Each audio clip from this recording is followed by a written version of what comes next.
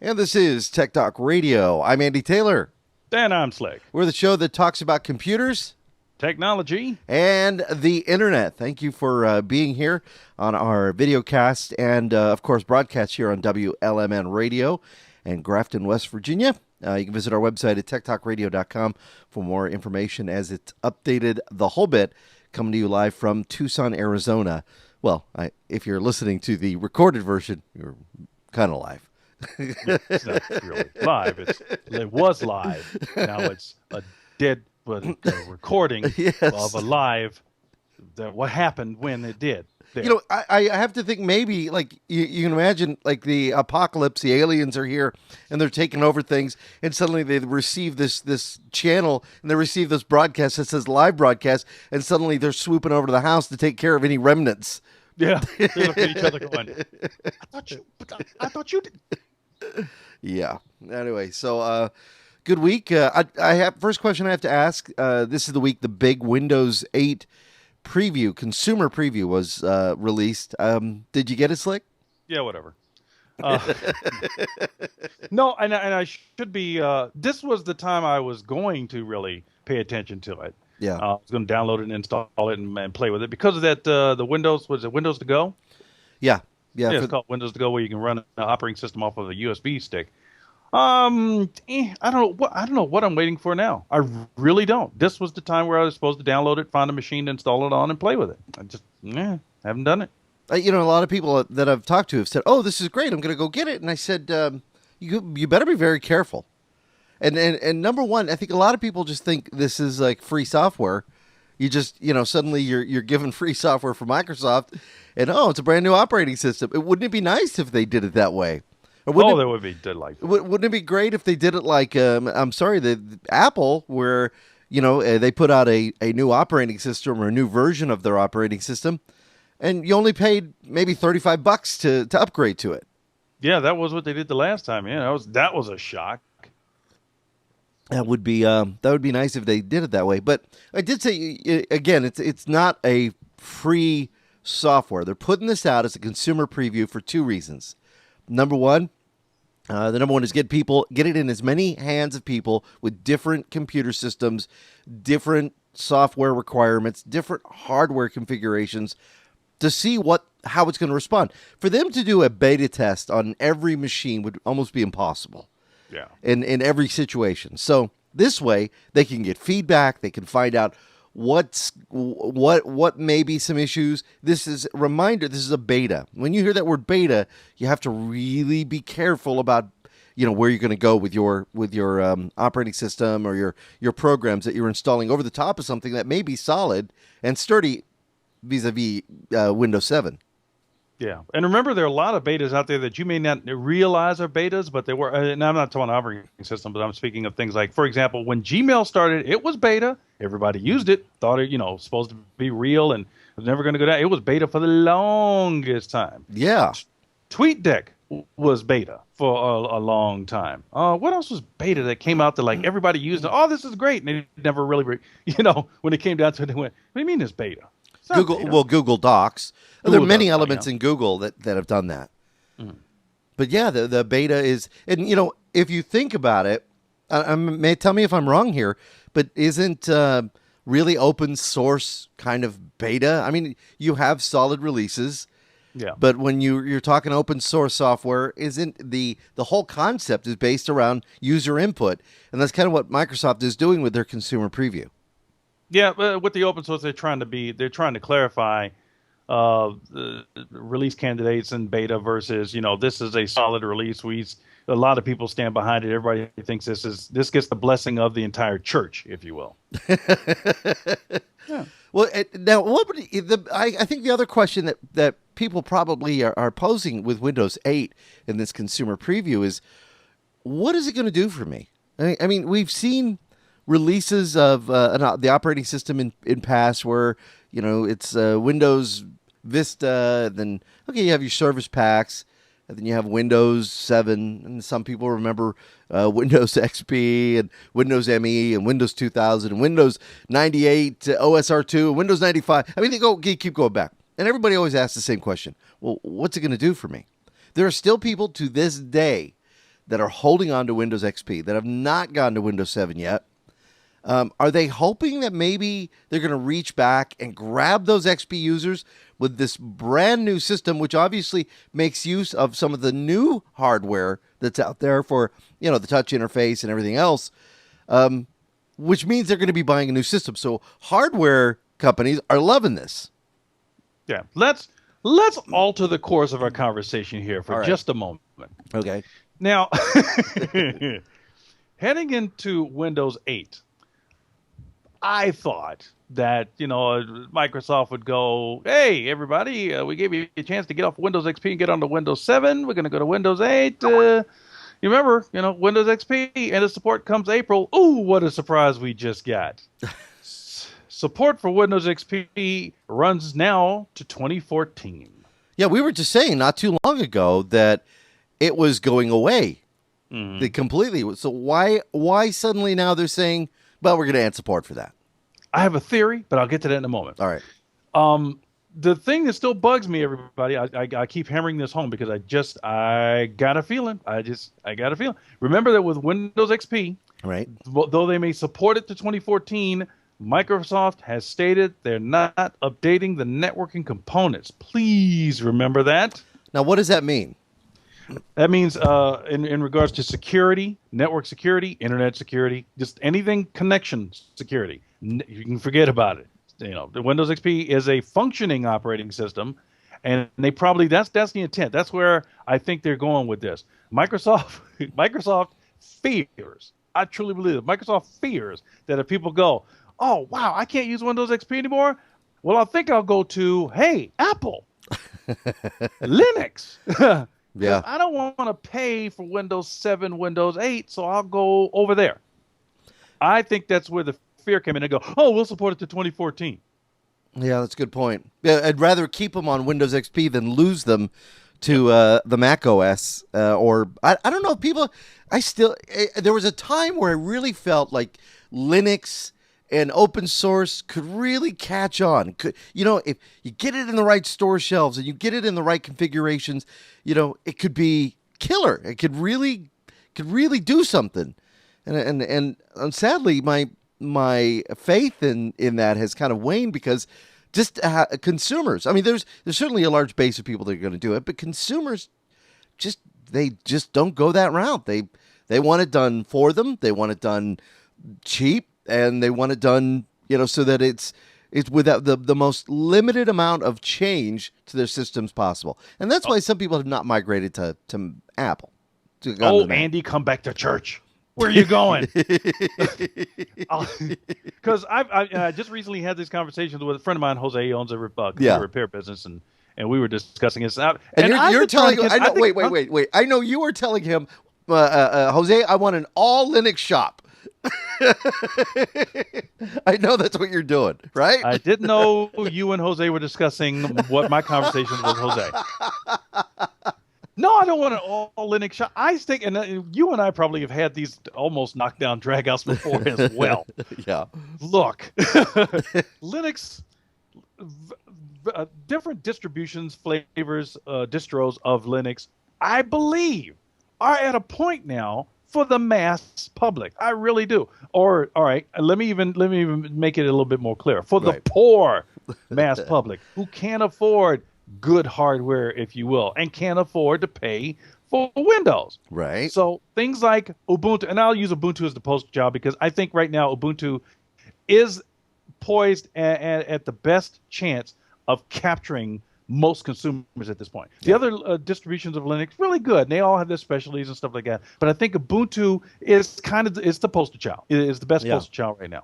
I remember a time, and we'll continue, but we'll keep going with this. But I remember a time, it's like where there's a nationally syndicated radio technology host that would not talk Linux. If somebody called in because he thought it bored the audience, it got to a point where the audience, and we don't feel that way, obviously, but my thoughts are, has it even changed? I mean, is it still one of those things where people go, oh, Linux, it's so out there? Big Bang Theory makes references to it. Mm-hmm. Yeah, I think it is still out there for most people, and that's because I have to blame us within the industry, Yeah. my brethren, whether it be media or whatever else. We are too lazy, selfish, hard-headed, prejudiced, all of that to tell people about Linux. I'm willing to, but I talk to people.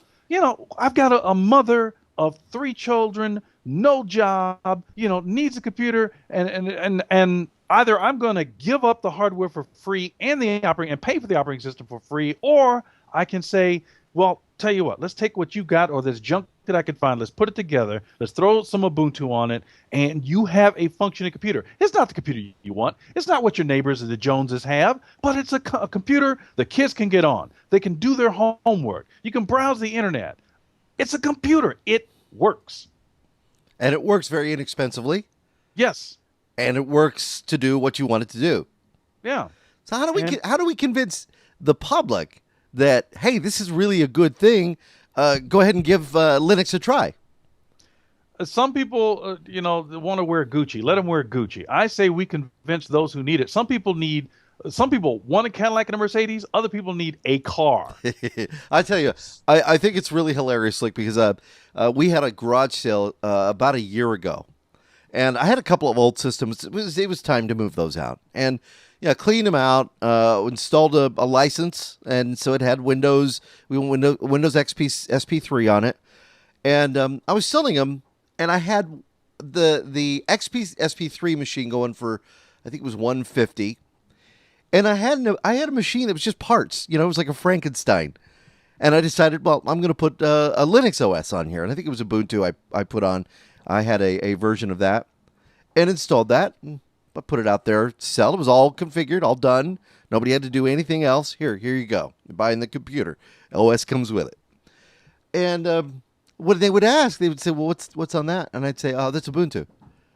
And the look that these people gave me was kind of like, huh? What's that? You tell them, well, it's an open source software. They go, oh, what does that mean? And then you try to explain, well, that means people have participated in building this software. Will it run my programs? That's the big question. Wasn't able to move that. So I've got it for myself. So I wonder, is Ubuntu really the operating system for the gearheads that like to put their own machine together? Yes. Yes. And Yes. have you ever put together a machine for a customer, and you give them the Ubuntu, and they're happy with it, and you never hear from them again? Maybe that's because they were banging their heads against the wall and passed out. Yeah. I don't get it. and Ubuntu, to their credit, they've done as much as they can. They don't, maybe it has to do with budget. If I was a billionaire and I dumped money into Ubuntu, maybe I could help them out. But well, like we said, saw open source that. Didn't we see that? Didn't Bill Gates invest in Red Hat at one time, and it made everybody think Microsoft is going to buy, a Linux distribution. They're going to have one. And no, he was just, hey, no, this is good for the cause, and I'm sending some money your way, and invested in the company. Yeah. Now, although, did he do the same thing with Apple? Yeah, that's true. Yeah. Kind of get your feelers into the competition, even if you're not really helping push them all that hard. I know a fledgling little radio show that could use. Yeah. Send all checks, cash, money orders too. A good example of that would be what is behind me, to your left, if you're watching this. My son, who is a gearhead in Palm Desert, who has just started his own business. And I'll tell you about how it was made a little easier for him to start that business. But saw a photo of me and my wife, Gloria, here in the studio and said, great picture. Wait, is that a CRT in the background? Yeah, what? So am I supposed to get rid of CRTs now? Are they like so out of their non-tech kind of thing? They are. Is it I've bad? actually heard people actually use the term in a derogatory way, and it surprised me because I remember I think it was a lady walked in the shop, and she said, Yeah. CRT like that, and I went, but it's a monitor. What are you? oh, you're too good for a CRT now. It's got to be all flat screen. Amazing how that's all changed. I'll tell you, we're going to take a quick break here on WLMN, and when we come back, we'll talk a little bit about that. We'll continue. We want to continue your discussion on Linux. I know you want to have more of that. We'll talk a little more about the Windows 8 preview, about some changes to Google, and we have a new blog post. Actually, a couple of new blog posts up on our blog at blog.techtalkradio.com. We'll be back with more of Tech Talk Radio when we come back.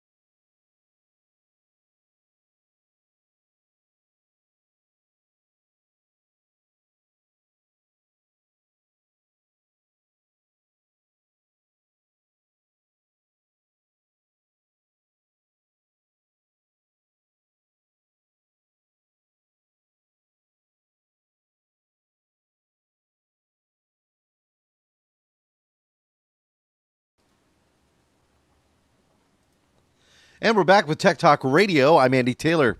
And I'm Slick. And so before the break, we kind of went from Windows 8 to Linux, and we want to kind of bring it back a little to Windows 8 and what this consumer preview is about. We were talking earlier about warnings and some of the things you really should be careful with. And again, as a reminder, this is a operating system that will time out.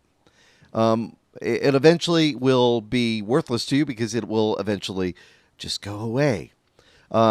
You will then be forced to have to reinstall your original operating system, or if you've put this on a production machine, or just let it kind of go away, or even in some cases, just buy the software. Which they're hoping that you'll like Windows 8 so much, and you'll like some of the changes and the enhancements that you'll adopt it as your operating system.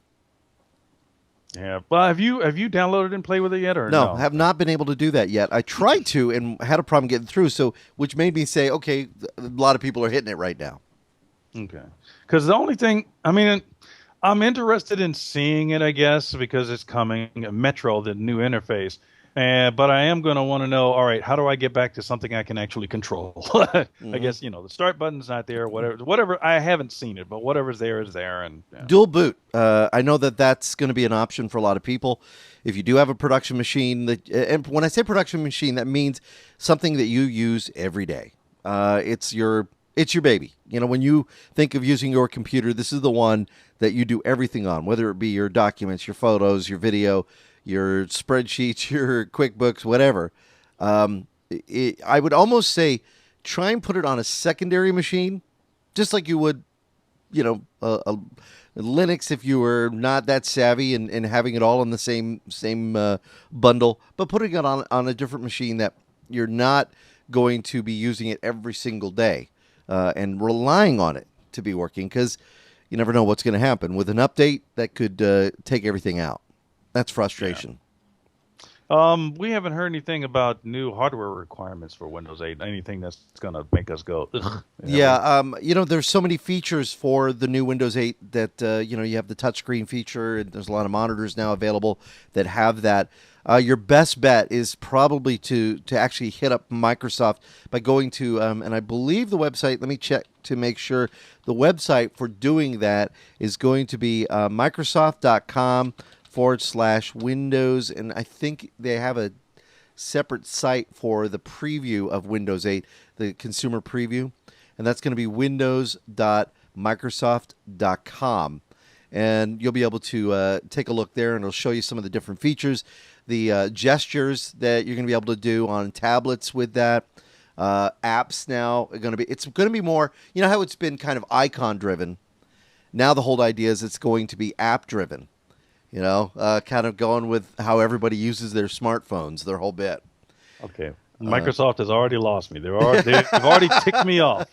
Already ticked me off. Because while you were telling everybody that, I was doing a search. I'm like, let me just do a quick search on Windows 8. I pulled up a couple of links. I went ahead and right-clicked them, opened a new tab. I'm using a web browser called SeaMonkey, which we can discuss another time. All right. I have uninstalled because of performance, because I want hot rod. I want my computers to perform like hot rods. Not that they will, I just want them to. Right. So I have uninstalled all traces of Flash from my computers, all of them. And when I need Flash, I use Google Chrome. Okay, because it's built into it. You don't have to install. Yeah. Exactly.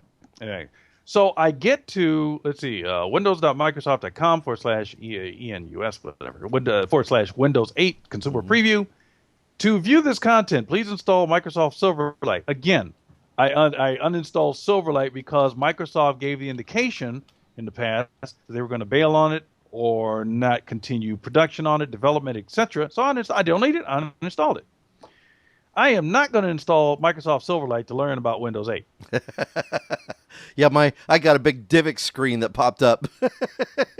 No. Let me see. I'm on something else. Let me click on Learn More and see if they throw me back to, yes, install Microsoft Silverlight. Not going to happen. So forget it.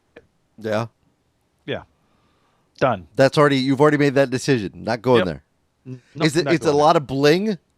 Is that what it feels like? Yeah. It could be. I don't need, nor do I want the bling. Just give me the data. Give me the info. Whatever happened to text? Or just pure text. I'm not even talking about font size and right. style. Whatever happened to just give me Courier new? What's the Helvetica? How you pronounce it? Helvetica. Thank you. Helvetica, yeah. Give me that one. Give me Times Roman. Give me Times Roman. Yeah. Yeah. I just wonder, we think of how computers are going to change over the years in their look and their feel. Is this really where maybe consumers want to go? I mean, you look at how many likes are on this page for the consumer preview. It's over 4 million people have gone through and said, "Oh yeah, I'm doing it." Is it the Facebook likes you're talking about? Yeah. So is that? I mean, is that the direction that people want to go? Do you want to be able to touch your screen and move your screen? We've gone through this with the cell phones, the smartphones. You get earmarks on your phones, and me and Slick, who have a little OCD about clean screens, are always constantly cleaning our screens. The iPad experience from Apple, that now they're talking iPad 3 is going to have some other wonderful things with it. Do we want to have that type of connectivity? And does Microsoft see that people are wanting that? They're seeing them adopting the iPad and maybe some other tablets and even the Android tablets, and saying we need to build our operating system to kind of match those, so the whole experience is kind of in one. I asked my partner the other day in Biz. I asked him. I said, "Hey, how are you feeling about the iPhone and about the Mac OS?" Because he has an iMac, 23-inch iMac. And he said, you know what? He says, I was a PC guy until I went ahead and I got my iMac first, then got the iPhone, and then I ended up getting the iPad. And he says, now you just have synchronicity. So is Microsoft looking at Windows 8 and saying this is the synchronicity that we want to have, so that it works and looks good with an iPad, looks good with an iPhone, or looks good with a Microsoft phone, or even an Android device? So we think that word, apps. I think it's similar to that. I think the strategy is this. I think it's a little bit more focused than that. I think that the idea is that we build an operating system that can run everywhere. You remember what the old Java positioning statement used to be from Sun? It used to be write once, run anywhere. I guess what it was, something like that. Yeah. This is their strategy. Like, okay, here's our operating system, here's the core, and it'll work on a phone, a tablet, a desktop, a server. That kind of thing. That whole circle thing. Well, and now they are integrating features that we've seen with the iMac. With the iCloud, so now you can access your photos anywhere. You can access. It still scares the snot out of me. You can access what iCloud does. Yeah. It's like, wait a minute. Well, now even Microsoft is trying to step up and compete with that, because when it first came out, I was a big fan of SkyDrive because they gave 25 gigabytes for free. Whoa, really? Yeah. I'm in. And then you find, but the files can only be about 25, 50 megabytes large, now 100 megabytes. Now, with this new, I guess when they come to release Windows 8, that SkyDrive is now going to be capable of handling files as large as 2 gigabytes. So, and that fits in with the NTFS file system as well. So you'll probably still get the 25 gigs unless they double that to 50. It wouldn't make any sense. I think 25 gigs is plenty. But that's why I did stop using SkyDrive, was because I don't want to have to go, I can't upload this file because it's too big. I don't have time for that. I don't have time. I think it's hilarious. I went on to SkyDrive and I found files there that were left from a few years ago. I was like, I never saw these. And they're going to integrate SkyDrive into the operating system too, so it'll be like, instead of having to download like Dropbox and run and install it or something like that, it's going to be right there. So, wow. I know. So the word is from you. You'll probably download this, and you'll probably say, "No, I'll give it a try." But will adoption come? I mean, how are they going to get everybody that's going to say, "I'm liking my Windows 7"? How are they going to get everybody to say, "I'm going to go ahead and go to Windows 8"? Is it going to be? It's gotta have that wow factor, but it also has to perform. People are jaded. People are a little jaded because they're afraid they're afraid of their operating systems because they've had problems in the past. Oh, it locks up. I've got a laptop behind me that I'm working on, and her comment was, it locks up all the time. I don't know what they're doing because I've had it on for 6-7 hours going through the web, hitting different things. I see nothing. And I've been dealing with that all week too. They got to bring it in, and they go, it's sticking, it broke, it's doing this and that and the other. And you worked on it before. All right, I'll take it back in. Took it in for a couple of days and used it. And I'm like, it works for me. I don't know what to tell you. I don't know what you're doing. I like this Raven, who is in our chat room. And for those listening on WLMN, on Saturdays, you can actually visit our show site and watch the show live that you'll hear throughout the week, maybe even an unedited version. We have to take out the bad words that Slick says. Yeah. But you can also participate in the chat. Raven has made a couple of comments in our chat room saying that he says, I don't like Windows 8, already still learning Windows 7. And, Whoa. People are still learning it. They're still trying to understand, oh, wow. A lot of people who have gone Windows 7 Professional or Ultimate don't even know you can install and run Windows XP on it. Yeah. Tried to do that this week with a couple of programs I could not run under Windows 7. So I downloaded the Windows XP version that Microsoft gives those users that have a licensed or registered version of Windows 7, and installed it and was able to do what I needed to do, and that's it. It's kind of a pain in the butt. You just have to bring it out of hibernation mode and do it, but it's there for many people. Yeah, and in somewhat fairness to Microsoft, I got to explain my situation. I was given licenses for Windows Vista, while everybody cringes, from Microsoft. And I used them. Why? Well, I'm a cheapskate and it's free. I saw no reason to go to Windows 7. And I'll be blunt. I mean, I'm not trying to be rude. I'm just being blunt. Microsoft, you didn't give me a free copy of Windows 7, so I'm hanging with Vista, baby. Yeah. I'm riding Vista all the way to whatever. I think a lot of people doing the same. Yeah. And because people and they were right, Vista was a bit bloated and stuff like that. But I optimize my operating system. I go in there and I go, the one major thing I actually do, which is it's pretty easy for almost anybody to do. There's a setting in there you can choose. It says, let Windows decide what my setting should be for the best performance, or give me the best visual performance, or give me the best performance. Forget the visuals. I don't care about the pretty pictures and the colors. I want my computer to fly. And you just choose that little setting. That's the one I choose every time. Every time. Now, I just purchased 2. I just realized I got 2 now. And how long has Windows 7 been out? Purchased a can of tuna? What? No. No, sorry. That's what I now showing throughout the week, though, at the shop, though. Little lunch. Crackers. Oh, man. That's good protein for you, let me tell you. That and some coffee. Oh, you maintain your shape there. Thank you.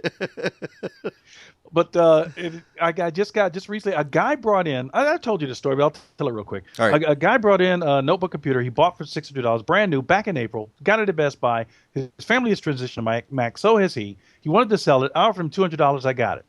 Okay. My first Windows 7 machine that I own, $200. Not bad. Now, what is the license? $200 almost. No, it's $119, I think. Yeah. Yeah, right. Good job.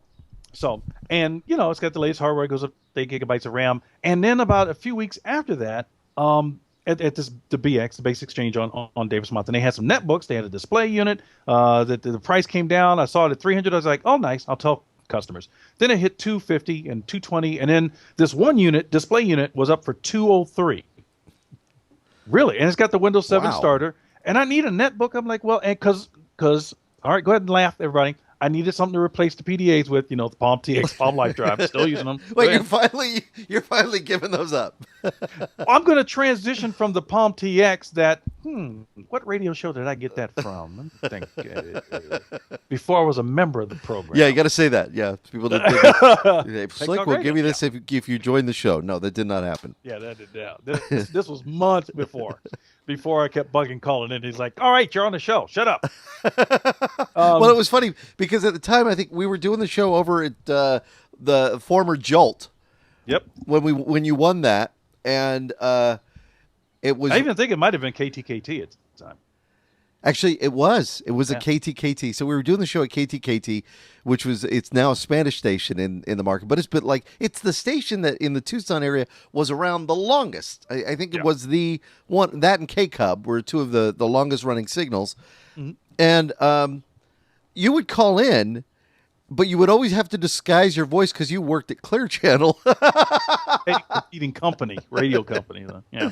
So we never, we never had a policy, thank God, that said if you work at another radio station, which is a policy now for many radio stations, that if you work at another one, you can't win. And I always think it's kind of silly because, hey, if you work at another station, I'm flattered if you listen to mine. So go ahead and win, do whatever you need.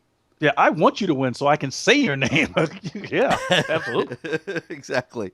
But I think what they're doing, I think the reason they do that is they don't want somebody to win it and then give it away. I win it for me. I'm greedy. Re-gifting. Totally stingy over here. Yeah. I keep it. I kept it. Still Still using it. But so I get the netbook so I can transition my data. I want to make the netbook the grab and go, like I do the live drive. Well, you have your calendar and your contacts and all that. I want to put that in the netbook, grab it, stick it in the bag, and I'm out the door. That's what the netbook is supposed to do for me. So I got the netbook, Windows 7 starter. So now I have two machines when I didn't have before, however long Windows 7 has been out. Now I have two machines with Windows 7 starter and Windows 7 Home Premium. But I'm still, like I said, I'm still riding my Windows Vista that Microsoft gave me for free because, well, I got it for free. I'll be honest. I got it for free. Yeah, I don't know. I've paid money for licenses, and I'm usually happy with them because I'm not going to pull that trigger to upgrade. Now, Gloria, I will admit, is still on Windows Vista. What's wrong with that though? I see people talk because you hear it come out of people's mouths, even you. Windows Vista. Yeah. What's wrong with Windows Vista? It's one of those status things. It works for her. I mean, yes, it works for her. She doesn't do anything beyond it's fast. Doesn't do anything. She doesn't install a lot of programs, and it works okay. So she's happy with it. But she does see me with Windows 7, and she sees me doing things. There's certain things about 7 that she likes, and she says, "I want one of those." It's like somebody with my smartphone. She's got an Android. I've got the iOS, and she always looks and says, "I really want one of those." Well, the goal is now to get one, so we have some of these features that combine, which would be pretty nice. Because I don't think I'm going back. I don't think I can go back to Android. I really don't. They need to put out an Apple iPhone for people who don't want to get into long-term commitments with their contracts. Even if they had to pay $400 and it goes through Boost, or whatever, or Verizon's, Virgin America, or I don't even know if that's theirs, but they need to have a service for the iPhone for people who don't want to get into long-term contracts. Well, they kind of do. I know some companies, some telephones, some of these wireless telephone companies do now offer, but it's the iPhone 3. Right. And it's at the cheaper price. But if you're talking iPhone 4, see, that's debatable. This transitions to see. Now we got to choose a path here because we had a couple of things we could talk about. But let's go. Let's stay with this. Let's go with this. Did you want to stay? Did you have more to say about Windows 8?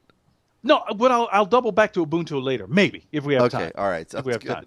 Because I was speaking to Android and Apple and the iOS and stuff. I've been looking around doing some Windows shopping stuff like that. You had an Android. Let's be clear. All right. Andy's path was kind of like this. He went from the Palm OS phone to the Android phone to an iOS phone, right? Right. Okay. Yes. And so Gloria's wife is still on Android, right? No, Gloria's husband is on the iOS. Andy's wife is on the Android. Okay. somehow I lost myself there. Thanks for reeling me back in. Yeah, no problem. Yeah, no, Gloria's still on an Android, and actually, she was on Droid. No, I'm sorry, she was not even on a Droid phone. She was on just a regular service phone that she had regular service for. That was a Sprint phone. Then she went to Android, and then we had to dissolve our contract with the company. So we went in another direction, and now she is on Boost Mobile with a phone that she bought for $200, which is an Android phone. It's a pretty good little phone, and she pays a monthly bill of like $55 or $60, and that is an Android phone. Although it is pretty damn slow, and there's been places where we've tried to do something. She's sitting there waiting, and and I pull up my phone, and I'm like, done. It's like the commercial. It's really kind of sad. And I love Boost Mobile. I think it's a great service. So I don't know if it's necessarily the service of the phone, but one of those is dragging it down. Yeah. Now this is very similar to Windows and Macintosh, iOS and Androids. Very, very similar situations because iOS closed. It's going to work on the hardware. It's going to work fast. We being Apple control. So it's going to work the way, and we're going to do whatever we need to do to make sure that that's a great experience. Android open like Windows, which is, hey, anybody can use it. So if you put out a crappy piece of hardware, yeah, go ahead and throw it on there. So the experience it can be totally different. Agreed. So It depends on the phone she's got. Yeah, absolutely. And tablet too. That can be the same thing. One tablet's going to work different from another tablet because they have different OSs on them as well. Mm-hmm. So I don't know. I when it comes to the phones, it seems like they're always putting out something. The one I would like to try though, that it intrigues me, is the Samsung Note. Oh, I'm glad you brought that up. Yeah. That's exactly where I was headed. I like that one. I don't know about you, but I like that one. What are your thoughts? Got a chance to play with it last week. Really? Oh, nice. Yeah. Now, let's start. I'm trying to make this easy to understand in a particular way. So I got the Samsung Galaxy S. Okay, Samsung Galaxy S. It's on Sprint the Epic 4G. This is, you got the slide keyboard and all that. I don't remember. I'm trying to remember how big the screen is. I really don't remember how big the screen is on this, but it's larger than the iPhone screen. I know that. And that's the one thing about the iPhone that bugs me. I mean, I understand it's a standard dollar, but that 3.5-inch screen, that's too small for me. Yeah, it really is. Now, the Samsung Galaxy S2, which is the next unit up, let me just click on the page for that. That has a 4. Let me make sure I get this right. This is the Galaxy. No, that's the Note. Where's the Galaxy S? Here we go. 4.3. So I highly recommend people go to any store that sells the Samsung Galaxy S2 and hold the phone in your hand and feel it and look at it and view it. It's bigger than the Galaxy S. Nice real estate. Really nice. I have a friend who has it. So I think everybody needs to experience that, because then this transitions to the next item in their arsenal, which Andy and I are talking about now, the Samsung Galaxy Note. Yeah. Okay. Now, if you can't find a store with the Samsung Galaxy Note, if you can find like Best Buy that has the Samsung Galaxy Player that has a 5-inch screen, very similar. Samsung Galaxy Note screen is 5.3. Wow. It is, at first, because I went to the AT&T store. That's when it came out last Sunday. So we went to the AT&T store. We were playing with it. And I held it in my hand, and it felt a little large. But I'm thinking, wait a minute. Isn't it the same size as the Samsung Galaxy S2? No, it's not. It is bigger. I didn't realize it was bigger until I actually looked at the specs today. So it's bigger, and it's got a stylus that comes out at the bottom. It's got some tools and notes on it. So for me, the draw is it's a phone that can replace the Palm TX and the Palm Life Drive. It's got the style. I like it. Is it too big? But the size wise, because obviously it's bigger than the TX. Size wise, is it going to be a little too bulky for you? I made me wonder. As a phone in my pocket, yes. As a phone in my pocket, yes. But if I carry it and mentally think of it as a notepad, and then no, it's not, because I'll know it fits in certain pockets a certain way. If I think of it as a phone, yeah, it's too big as a phone. If I think of it as a notepad, mentally, it's perfect. It's gonna be because think about it, folks. When you have a folding flip phone and you think of it as a phone and you stick them up in your pocket, you think you can put it in any pocket, anywhere, any little holder, right? Right. Laptop bag, the whole bit. Right. But when you get an iPod Touch or a larger phone with a flat screen, touch screen, you feel and act and you behave differently with that device. You really do. You go, well, no, I'm not going to put it in my pants pocket. I'll put it in this pocket here, or I'll put it in the bag and I'll slip it in the pocket there. It's a whole different experience. It really is. Now, the next thing up now, just to kind of try to put some things in perspective. So the Samsung Galaxy S2 4-inch screen, 4-inch plus. Right. Samsung Galaxy Note 5-inch plus. Then you get to your 7-inch tablets. I just want to mention that because I know people, you've been to the stores, you've played with the tablets. They're pretty much all pretty standard 7-inch. So you have your three different sizes there: 4-inch, 5-inch, 7-inch tablet. So the Samsung Galaxy Note, think of it as a notepad or tablet, if you want to, that's just smaller than a standard tablet. Your Kindle, Right. your Samsung Galaxy Tab. Nook. Yes, Nook, Yeah. exactly. So that's how you should think and feel about it before you make that final purchase of that particular phone. Wow. But I like it. I think it's for some people. It's going to be. I think the Samsung Galaxy Note is going to be a bit too much. And it is. It's going to be a bit too much for them. And Well, I get it. it's what I think it's going to be for one of those people that say, well, I don't want to carry my notepad with me everywhere, my notebook or my ultrabook or whatever. They don't want to carry it with them everywhere. So this is kind of I'll use it for that, and that's what they have, and maybe they'll get some good use out of it. I don't know. Yeah. But wait, there's more. All right, tell us. We are in April. Yeah. No, I'm sorry. We're in March. Yeah, Sorry, we're in I'm March, sorry. yeah. Okay. Coming next month, Yeah, what do we got? ladies and gentlemen, the Samsung Galaxy S3. Wow. All right. Okay. Now, these are not the official specs. These are what people have been able to find out. So the supposed coming Samsung Galaxy S3 phone Uh-huh. probably will have, we're expecting it to have a 4.8-inch screen. So you go from the Samsung Galaxy S2 4.3-inch screen. Samsung Galaxy S3, maybe, 4.8-inch screen. Okay. Samsung Galaxy Note has the 5.3-inch screen. Just trying to set the stage for everybody. Wow. Isn't that too much, too quick? It just gets thrown at us. And then you say, Well, it makes you wonder. I mean, because like you said, I know what you're thinking. The Note just came out. Yeah, me too. I'm thinking, man, really? This fast? yeah.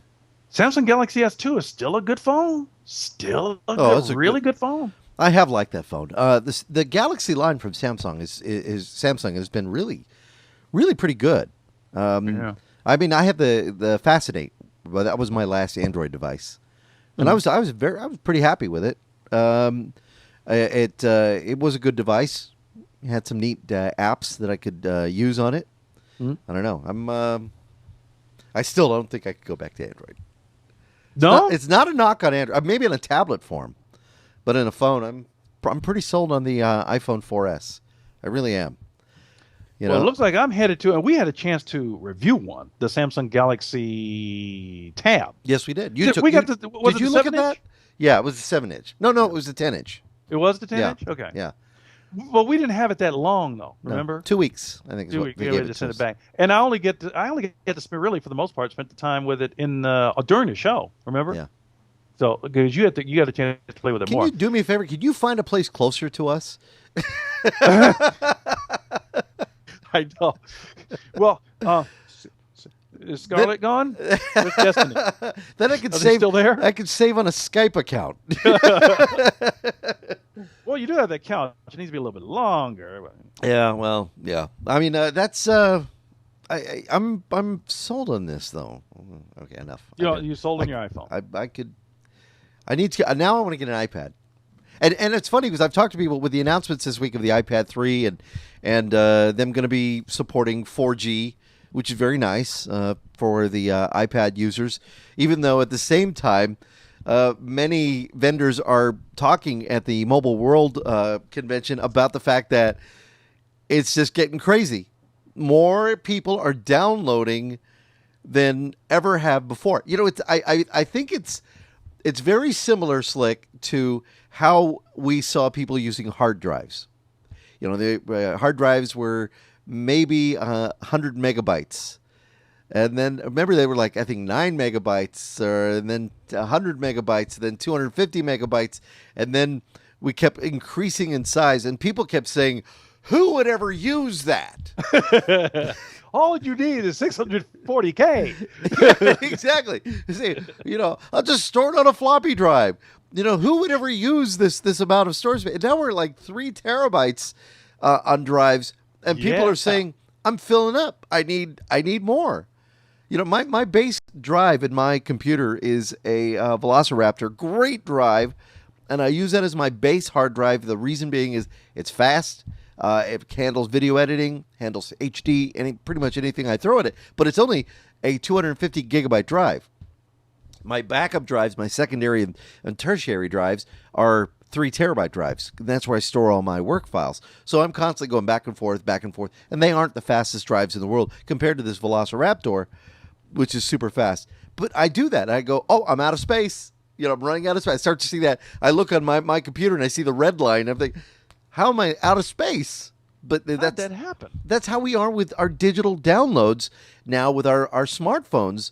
We're using our smartphones for everything, whether it's watching this show or downloading a movie, watching a television show. You can get Crackle now as an app on your Android or your iPhone, or your tablets. So the companies out there are all saying, wait a minute, people are just using this way too much. And we didn't mean for you to do that. It's taxing our network. Yeah, So, I learned my lesson in regards to storage a long time ago. I had that one experience, I don't remember when it came upon me, but it had to do with RAM. That's where it started for me, was RAM. Was like I increased the RAM, and it was an obvious increase in performance on the computer, and I went, all right, that's it. Whenever I get a computer, I'm maxing out the RAM. I don't care what it costs. Yeah. I don't care. I will max it out. I want the thing to fly. And that then transitioned over to, I hit the wall, like you said, that storage wall. One time is all I needed to hit it. Yeah. And at least for portable devices, I said, all right, that's it. Like with my little ebook reader I have here, this thing will take up to 32 gigabytes on an SD card. Every time I get a unit, I get the largest storage thing for it and pop it in. And I'm just done with it. Same thing with the phone. Cell phone takes 32 gigabytes on the card. I pop the card right in there. It's one of the first things I do. Because max I don't it believe out. it. Huh? Max it out. Yeah. And I don't believe it, but I actually did hit when it happened to me. It scared me on this phone. I was like, I don't believe this happened. Like you were saying, download apps, install them. I don't play games and all that stuff, so I'm thinking, oh, I'll never, not with this phone. Yeah. And sure enough, I got that message. Your phone is, the apps are taking up all the space. Please delete. Are you really? And I just use a productive app. I don't do the whole video graphic movie thing. So now, thankfully, they wised up and they let you move the apps to the memory card now. So every app off the phone, run it off the card. Wow. Now, you don't put any movies on there? No. Really? Wow. I don't know. Yeah, I found a program this week, and you remember last week I was talking about the fact that, like yesterday, I thought I was going to be going to California, and I'll tell you that story coming up here in just a few. But I went ahead and I downloaded a program that I found from a company called Aimersoft. It's AIMERSOFT. Are you familiar with them? I use a lot of their products. They make video conversion programs and the whole bit. So I wanted to watch a movie not watch a movie, I should say listen to a movie. I'm very audio while I drive to California. So I found the program, and what they allow you to do is take your DVD, you put it in your computer, and it will basically convert your DVD to an iPhone format. So you don't have to do anything. It's all hands off. And I have to assume it's legal because the program is available, I hope. And what it did is it watermarked it for me because I didn't buy the license, just wanted to test it out. But the picture quality was pretty good. I was pretty impressed with it. And, as people want to now, what they want to do is they want to do the same things they did with their audio files. They want to go ahead and rip them into a hard drive and then put the DVDs away so they don't get scratched, damaged or the whole bit. And then they have this file that they can watch on their device. Now, I'm sure it does some kind of protection where it makes sure you're not sharing this file with other users and it's for this device. But it's pretty cool to be able to do it. And, it worked out pretty good for me because they went ahead and watermarked it, evaluation version, but it was 16 candles.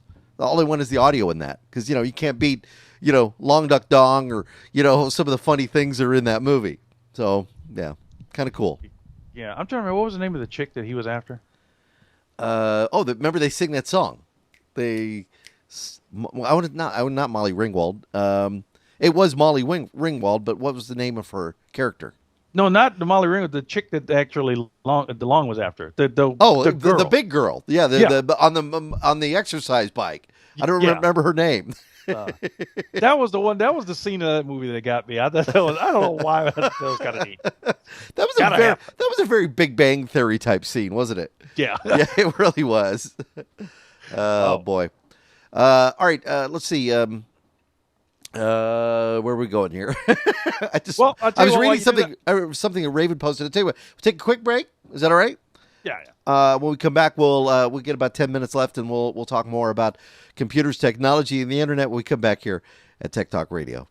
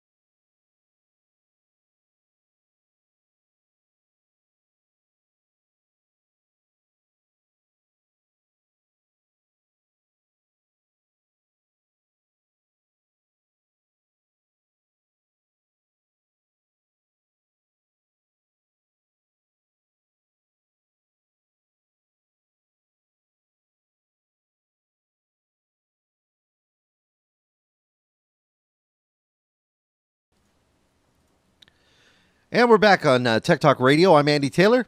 Then I'm Slick. I want to thank RayvenCure, who has posted a new blog post in our Tech Talk Radio blog, which is blog.techtalkradio.com. Raven is a huge fan of Disney.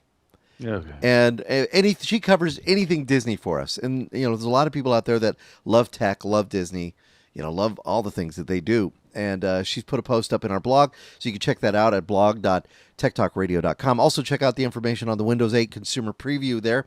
We're trying to update the blog a little more frequently and get some, get more stories in there. We kind of go back and forth between the blog and the website. The website gets stories and articles, and then the blog gets blog posts and the whole bit. Article-wise, there was also some stuff over the last week. Mike Momberg went ahead and sent us in a story about Google's new privacy policy. And Mike is in the Netherlands, I believe. So it's a very interesting take on the English version versus the Dutch version and the German version of Google's new privacy policy and how it affects users in different parts of the world. And why there's a little anger in that, because he thought maybe it got lost in translation. So you can certainly check that out up on our website, as well as Travelocity has a new app for the iPad. Companies are, what they'll do is they'll have an app and then they kind of re-image it. They'll find out what is it that people are using, what is it that people aren't using with their apps, and they'll adjust them accordingly. So you can check out the link about what Travelocity's new app brings to you, and that fact that it's free, and you can get some special features on the iPad app that you can't get with the Google app or the Windows version of going to their website. So they added a few little extra features in there. Because think about it, who's using a pad? Somebody usually on the road. Yeah. A traveler. So a driver, which you shouldn't be doing, by the way. Absolutely not. Yeah. I have a red light. Let me see. Let me scan the news here. See, that's going to be a big problem. They've just passed a law in Tucson, where we're at. You cannot text and drive. And I guess the law is finally in there, huh? It goes into effect April 1st. I believe that's it. But they're saying that it's going to be unenforceable. Because the problem is, how do you know if somebody... See, it's not a law. Like in California, you have a law. You can't drive down the road and be using your handset. Now, that is pretty reaching because using a handset means you can't have it up to your ear. You can't, pretty much dial with it, I guess. You can't text with it. The law here just says no texting and driving. Well, how do you know somebody's not just checking the time, checking the weather, silencing their phone because they got a call, or listening to music off their phone device? So that's going to be a little hard to enforce, but they want that out there because they want people to realize it's idiotic to text and drive. And you see it all the time. Saw it last night. Somebody driving down the road doing this. They were right next to me. I looked to the right, and there he was while they're driving. Yeah. And he's got the phone up like at the at the windshield, so he can I can see the road. Sure, I can see the road. Hi, honey. How you doing? Got the nude pictures. Yeah. But he does not see his car drifting into different lanes, and you see that all the time now, and it's frustrating. So they've decided to pass a law here in Arizona that says can't do it. Yeah, good. Well, we'll see if it's enforceable. That's the whole. Yeah, I say I know this because it almost violates the law just by doing this. When I say you see a person driving and they're texting, take a picture of them. But of course, that means you have to use your cell phone to take a picture of them while they're driving. While you're driving, it's a little. Although, get your passenger to do it. There you go. Get the passenger to do it. I think many of the cars we're going to start seeing now will start integrating the processing that we're seeing on certain phones, where it's pretty fast. And, the problem is what people rely on the ability to send a message. For example, let's see if I can do one here. I'm going to go to my phone, and obviously I'll go to my messaging, and I think they're hoping, okay, so number one, look, I'm having to find now, who do I want to text? So my eyes are off the road. So I go, okay, I'm going to text, let's see, I'll text Gloria. So I go, okay, there we go. Okay, I'm driving. Okay, now I want to text her. So I hit the button that says, okay, bring up the screen. I look down to see the screens there. Then I go, hi, Gloria. I'm sending this text message because I want to see if you can receive this, and my eyes are still on the road. Then you hit the stop. And what does everybody do? They look down and they read the message they just sent. Yeah. Although, does Siri make that a little easier for you? I mean, because you go, Siri, send a message. Why not? Send a text. To whom shall I send it? I need a contact name, phone number, or email address. Slick. Pushy little. Yeah, slick. Sorry, I don't understand. Like Yan and Slick. It's for some reason. Shall I send it? It's trying to send a contact name, phone number, or email address. Gloria. Okay, I can send a text to Gloria Harvey for you. What would you like it to say? Hey, when'd you get that new last name? I updated your message. And it's hit send. So that's how Siri works. If you've not seen it, but she does make it a little easier if she would only get names right. I've been using the Google Voice on Android, and in case any people weren't aware, there's actually a vocal search function on the Android phones, which I ignored it. I never really used it, but then time came up, and I was like, I need to do this real quick. I don't have time to type it, so I used it, and it works great. It works unbelievably great. I mean, they've integrated into the Google browser first, Google search and all that kind of stuff, and then they rolled it out to the phones. And now I'm waiting for them just to, to get it to move across the phone where you can just hit the button and go the Android or Droid dial, or whatever it is, whatever it's going to be. I think all of the devices need to start integrating that, just to make it a little easier. And it does. I mean, it's really cool when you can control your device like that. And we're seeing faster response now with faster processors. I was blown away the other day by something that just made me wow. QVC, and they get mentioned like almost. Hold on here, I get my plug bell. They get mentioned almost every week on the show because Gloria has it on all the time. And we are accepting sponsors, by the way. Just saying in case QVC just haven't listening. But they had a Dragon Dictates. You remember them? Yeah. Their processor now is phenomenal. They had the guy was just talking like this, and it was dictating everything that he had to say. I'm sure there's some training that went involved, but it was capturing everything. Yeah. Now I'm a purist, so when it comes to voice commands and stuff like that, some people, they look at me, and I know it seems stupid to some people, but if you're going to try to communicate with a computer, maybe you should communicate as a computer. So when I use voice commands and stuff like that, I speak as if I want them to clearly understand the word I am saying. I don't try to make it any fly. I want the computer to do. I'm trying to help it help me. Right. That's So that's what. that's Okay. something to consider. All right. Gandalf just sent this slick, and I think you're going to like this. It's called Foxfi for Android. Have you heard about this? No. It's actually a pretty cool little link there. It says, and this is available from download.cnet.com/Foxfi. It's FOXFI. And this is what it says it does. It says it's got 4 stars out of 1 vote. Okay. That Good sounds going, real Gandalf. good. Yeah. 407 downloads. Last week, 165. 4 stars out of 1 vote. I like that. Okay, so what it says, it enables your Wi-Fi hotspot on your Android phone without a hotspot plan from your carrier. No rooting required. So you just install it and turn it on. 'Cause some of them are charging an extra $5-10 for that.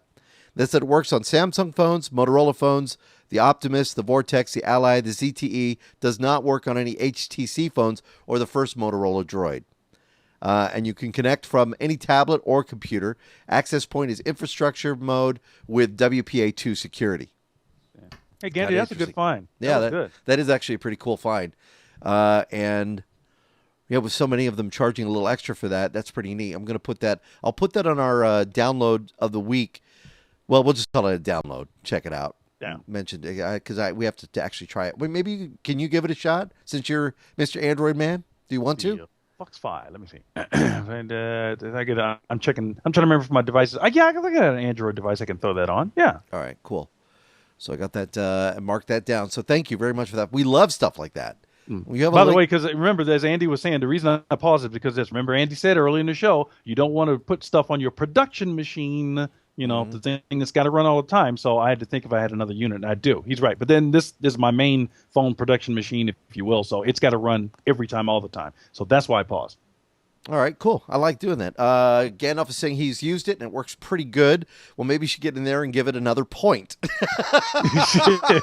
Give it another vote. You know, seriously, when you go somewhere and you buy something and you have the ability to vote on something, you need to vote on it. Seriously, because there's so many people out there that are consumers that are going, I don't know if this is good. Let me see what other people have thought. And if it's one vote and you like it and you never voted, then people really have no idea. Number one, is it safe? Number two, is it going to be used? So make sure you do that. It helps out. You know, give it absolutely. Give it the like. You know, go to Facebook, give the thumbs up. What am I seeing? Something I saw something the other day, and I thought, boy, if they had a thumbs down on this, it would go through the roof.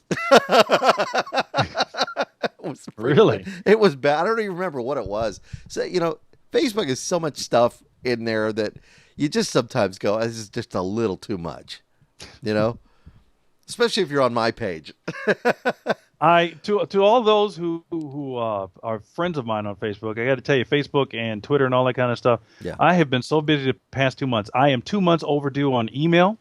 I am 2 months overdue on Facebook. So I don't know what everybody's doing. I haven't had time to network with anybody. It's been out the door, come back, sleep, out the door, like that for a couple of months now. Wow. So you haven't even been on Facebook to update it? Yeah, I think it has been a while. Yeah, I haven't had time. Haven't had time to check it, update it, nothing. And I've got the apps on my phone. Yeah. I don't have time to use the apps. Wow. That's how crazy. I just bought an app, and I did it under peer pressure. And now I look at it, I go, I wish I wouldn't have bought that app because it was a waste of money for me. Well, it's John was telling me, he says, you got to try this app. He said, you got to buy this app because he said that you get the full version. It was $7. And wait a minute. Yeah. Broadway John? Broadway John? John, the guy that I work with. And I thought, well, it's $7. Buying an app over $2, really, I don't like. And look at this. I can't even find the app now. I'm thinking I may have, when I synchronized it, I may have lost it. It's like buying a full lottery ticket. I spent $5 on what?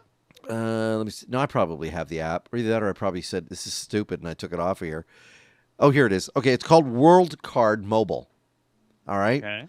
Now, he meets a lot of people, so he thought it would be important for me to have this app for the iPhone here. I'll take this card for this computer company. This guy dropped by. Oh, what do you do? Put it in your door? Yeah, I didn't know that. Stuck it in my door, yeah. So I start up the World Mobile app. That's the app there. World Card Mobile. This is the paid version. And I hit camera. Okay, so turn on the camera. All right, there's me. All right, then what you do is you point it down at the card. I don't know if you can see what I'm doing here. Like this. Get the card in there. All right, and you hit take picture. And what it does is it takes a picture, pulls the information off the card, and then puts it in your database. But it puts it in all caps and letters, and it's kind of messed up. So I don't know. I'm not that big a fan of that. So I'm not sure if that's one of the ones I like.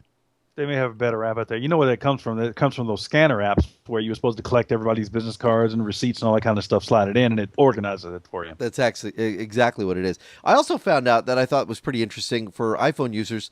For iTunes, I have like maybe 4 iTunes accounts. And I know at one point on one of my accounts, I purchased The Big Bang Theory.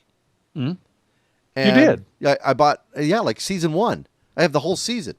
Nice. Well, since then, I've deleted drives and reformatted and done all this stuff. Well, apparently, with that account, I guess, and if I can find that original iTunes folder, I can actually transfer those to my current one that I use on my iPhone. Because I found another one.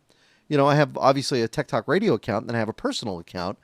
And I was able to transfer my purchases on the one to the one I'm using with the iPhone.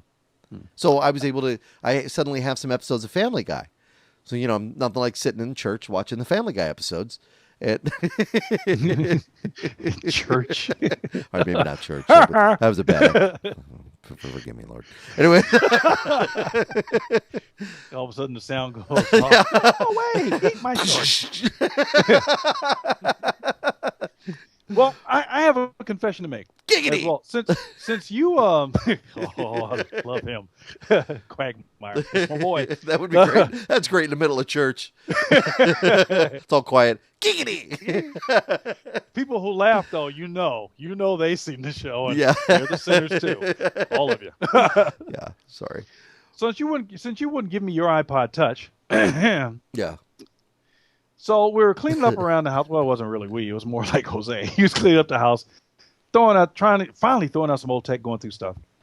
So, and he usually brings me stuff. He brought me this ebook reader. Gave this a long time ago. He said, "You want this? I'm not going to use it." I was like, "Cool." Oh, I like Don't it. get too excited. Let me get a better. What do you mean? I like that. Let me get a better shot of that. That's very cool. Don't get too excited because I can't give you a good review on this one. Oh, why? It's just a reader. All you're reading is text.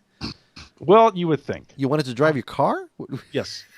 Actually, I wanted to drive the text better. Oh. Here's what I wanted to do. This is an Allura Tech, and you can look on their website. It's the Libra eBook Reader Pro. They sell it for $130. Here's why I have a problem with that.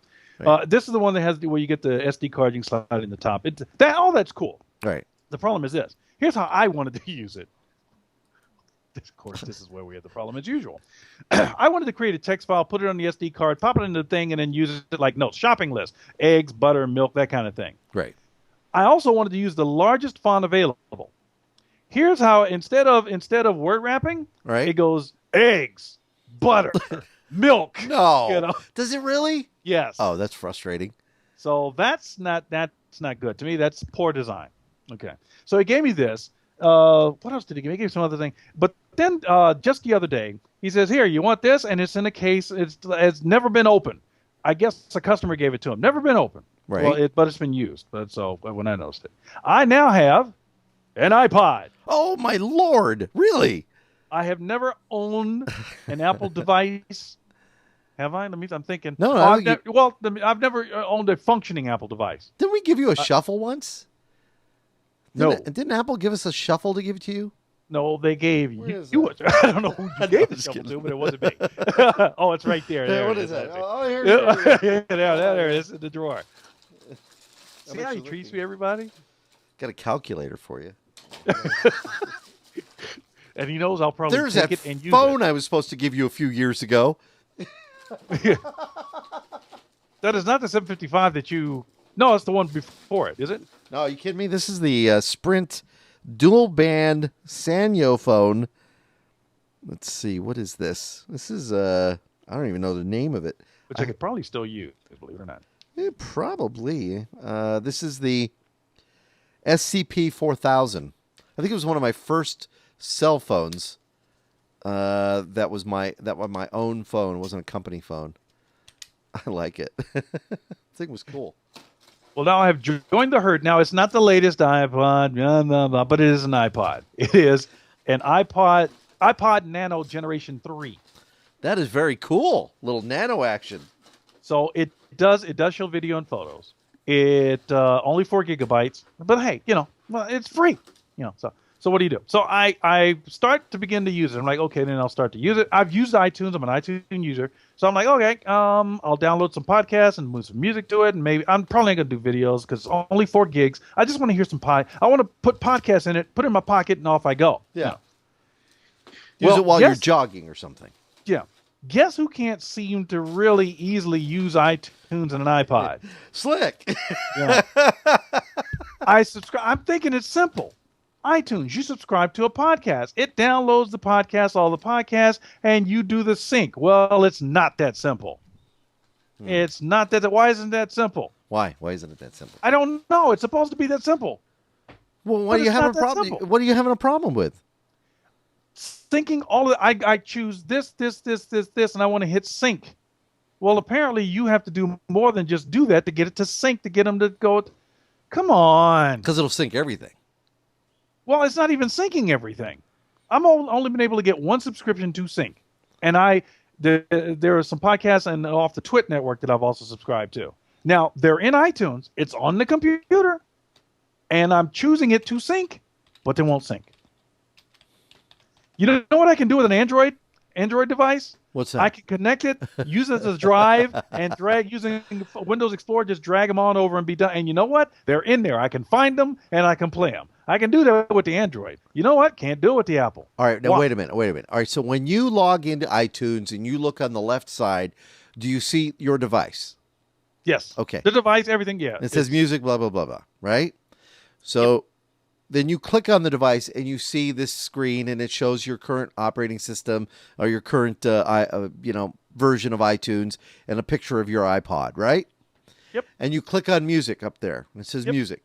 And then you tell it to add and you can select the songs that you want. I'm going to stop him right here, folks. I'm stopping him right here. Andy, did you not just hear me say that with an Android unit, I can drag and drop, Just trying to tell you how much you could get out of it. But yeah, I see your point. Gloriette was having the same issue with her iPod Touch, and she went to her Android phone, was able to put it all on there. That's what I'm saying. And it goes on an SD card. So she can have an SD card for walking, an SD card for running, an SD card for driving, an SD card for doing the nasty, all of that stuff. Yeah. How did that get past Steve Jobs? How did that get, of all the things he's done right, how did that get past him? Because when you use Windows Explorer and drag and drop on an iPod, you can carry data, but it's a storage device. Yeah. It doesn't play. You can't play those files. You can't just drag and drop and play files. I do like the fact on the Android that you can have photos and you can store them into actual, file folders easily. Yeah. But I've just been amazed that of all the things that Steve Jobs has done right, how did he miss that? I'll never understand it. Now, to the credit of this little iPod third generation Nano that I have, I will say this. The one thing I did find, which I'm probably just going to use it for that, as bad as it sounds, is that you can create a text file, drag it into the notes folder, and eggs, milk, butter, cheese right on here. Right. I like that. That's and right in your pocket. Yeah. I do love that. Well, that's kind of a drag. You make a very good point, though, about how easy it is to convert. Yeah. Now, would you like this CD? I'll give this to you if you want. It's Dolly Parton. Oh, this is good. This is one of her best Stairway to Heaven is on this thing. Are you serious? I just found it in my drawer. I'm like, why have I got Dolly Parton on my drawer? I gotta have it. I gotta have it. You like Dolly Parton too? I like Dolly Parton, but I gotta have it because she's singing Stairway to Heaven. Oh, it's actually pretty good. It really is pretty good. Oh yeah, really? I'll give it to you. I'll make a copy and I'll. Just put it in that bag or box that you're putting it in. What was that last part you said? Nothing. Oh man! All right. Well, I told you if you just let me put the cot in the garage, we wouldn't have these trying to figure out how I'm going to get. You have to convince Gloria on that one. Oh, do I? Yeah. Let's see. Well, if a mop and sweep, I don't maybe even know that if there's might help. room. Although I'm cleaning up slowly again. Started. Basically, Uh-huh. and it's not so much. It's not so much cleaning up. It's stuff gets moved. It gets moved from one part of the room to the other. You just, I'm going to clean this up over here. You know, All and right, clean now. Wait a minute. Now this. All right, I got to clean this up over there. Oh, wait a minute. That's back where I was. I sent Raven a box of goodies, and her cat massager and a shirt. I still haven't seen her in the other shirt that said "Beer makes my clothes fall off." We haven't seen that shirt yet. We've seen the Tech Talk Radio shirt picture, which was very good, Raven. Thank you. But one thing I forgot to send her was the rubber chicken. I'm looking at it. I'm probably the only tech guy in the world with a rubber chicken in his garage. What was the reason for sending it? I'm trying to Came from remember. Ah. Yeah. Oh, that's right. The Yes. rubber chicken that they were selling in the thing. Yeah. Yes. So it's a rubber chicken. Anyway. All right. Well, I if any of you ever have questions, feel free to drop us a line. You can do so at techtalkradio.com, Andy or Slick at techtalkradio.com. You can also, I don't know if you noticed this, but Slick, since you haven't been on Facebook, you haven't caught it. And I don't know if we made Raven. I think we did Raven. I'm not sure. But our Facebook, we actually have a Facebook like page. And it is facebook.com/techtalkradio.com. I believe that's the address. I might have to check that. But you can find it very easily. Just type in Tech Talk Radio and all of our different properties should be coming up. But you can check that out. We've made some admins this week. They're changing the like pages now. Everybody is being forced to adopt the timeline. Well, now the like pages are doing the same. So if you have a page that you for a band or a business, they're changing the way that looks. So we decided, well, rather than just get rid of the Tech Talk Radio page on Facebook or techtalkradio.com page on Facebook, let's go ahead and start building it up. So we're going to start seeing some action on there as well. I created my professional interactive Facebook page, so you can network with people and send messages. And then I tried to create that business promotional page, what you're talking about. Yeah. I created one of those for me and could not simply get it set up. And it's orphaned. I haven't totally abandoned it, but it's orphaned. I have not had it. I need to be able to go click, done. I don't have time to try to have to figure that stuff out. Well, many people are doing that now. And actually, I think this is probably a good idea that they're allowing the creation of a banner that's going to go on the top of a page that will be for your like page. And it's not a website for your business.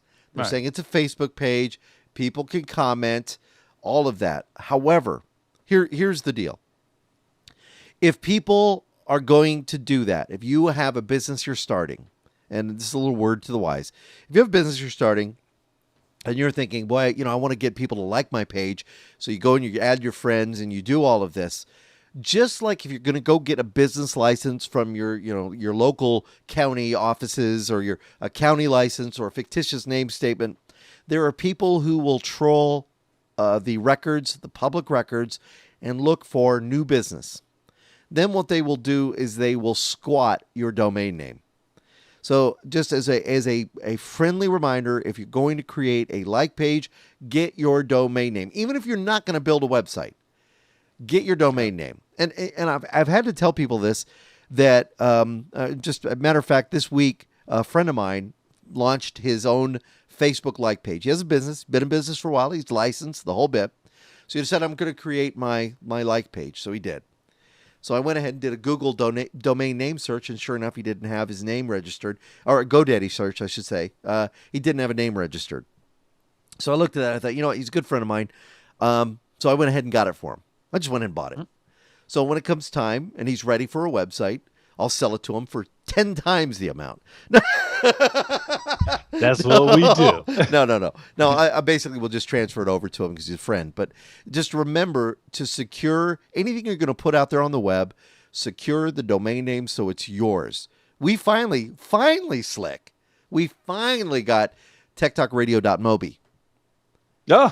Now, even though Mobi's kind of, it's not been that important on but it's a nice way to create a mobile website. The guys in Australia who have a website. It's techtalkradio.com.au. They're great guys. And they call themselves Tech Talk Radio, and it bugged me at first, but then I thought, nah, you know what? There's enough room for more of these, right? So they have their thing. But, I was able to get techtalkradio.com, .net, .org, .biz, all of that, .tv. I couldn't get .mobi because they got it. And I guess they just decided to let it go. So as soon as I saw it was available, I snatched it up. So, and I have .co as well. So, and that's good, because the flip side of this, folks, is Andy might be aware. I don't know. Andy had another issue, but I'm going to focus on this one that actually hit even closer to home over the past week. All right. Working with some friends of mine who own business, I was helping them with the business, and Andy can tell you I'm pretty anal. Let's just flat out say it. There are some things where I'm so nitpicky on it. It is unbelievable. Right. And that was one of them. But when they said, they want me to focus on other things, fine. So I let the thing go. They lost their domain. They lost their domain? They lost their domain because they had me take my eye off of the ball.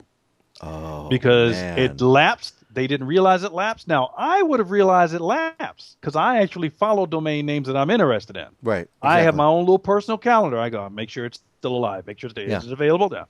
Well, they lost theirs, and they can't seem to get it back. No, they're not. It is gone. It's probably being held hostage. Yep. I hate to use that word. There are certain registrars out there that, unfortunately, if you let it lapse, they'll give it back to you, but it's going to cost you. And then if you don't get it back, what they'll do is they'll auction it, or they'll sell it, or they'll hold on to it for a while, and or somebody will come along and just say, "That's it. I'm gonna hold this." Heed Andy's warning. Now, one of the nice stories about something like this that happened is this story, and I like when these things, because this is what I want to do one day too. There's a little email service that some of you may have heard of called Hotmail. Oh yeah, I like Hotmail. Yeah. Now, at some point in time, the company that owned Hotmail, Bill, William Gates, Microsoft. That guy, yeah. They weren't paying attention, and the hotmail.com domain became available. So some guy grabbed it, but he was nice about it. He didn't hold it hostage for millions and billions of dollars. I remember that, yeah. Yeah. He grabbed it, held on to it, and said, yeah, I'd like to be reimbursed, and maybe you guys can give me some T-shirts or whatever. We don't know what he got. We can assume he was well taken care of. Yeah. Assume this. But the guy was not a jerk about it, luckily for a lot of people, because the guy knew if I'm a jerk, he knew. If I'm a jerk, I'm going to hurt a lot of people around the world, and I don't want to do that. Yeah. I caught it. It's mine. Come on, give me something. Can you imagine? And there's something very cool when you look and you get the domain name you want. Because that's happened to me. I've got a lot of domains, and you go, oh, that's so cool. I like that.